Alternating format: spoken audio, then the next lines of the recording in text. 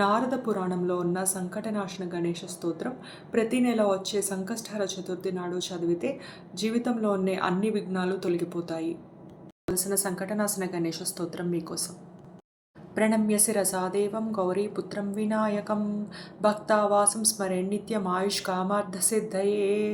ప్రథమం వక్రతుండం చ ఏకదంతం ద్వితీయకం తృతీయం కృష్ణపింగాక్షం గజభక్తం చతుర్థకం లంబోదరం పంచమం చ షష్టం వికటమేవ చ సప్తమం విఘ్నరాజం చ ధూమ్రవర్ణం తదాష్టమం నవమం బాలచంద్రం చ దశమంతు వినాయకం ఏకాదశిం గణపతిం ద్వాదశంతు గజాననం.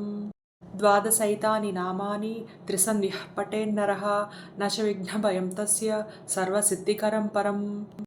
విద్యార్థి లభతే విద్యాం ధనార్థి లభతే ధనం పుత్రార్థి లభతే పుత్ర మోక్షార్థి లభతే గతిం. జపేత్ గణపతి స్తోత్రం షడ్భిర్మాసై ఫలం లభేత్ సంవత్సరేణ సిద్ధించ లభతే నాత్ర సంశయః. అష్టభ్యో బ్రాహ్మణేభ్యశ్చ లిఖిత్వా యః సమర్పయేత్ తస్య విద్యా భవేత్ సర్వ గణేశస్య ప్రసాదతః.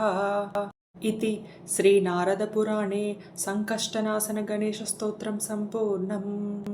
ఈ సంకటనాశన గణేష స్తోత్రం ఈ వీడియో డిస్క్రిప్షన్లో కూడా ఉంది. తప్పకుండా ప్రతి సంకష్టహర చతుర్థికి చదవండి.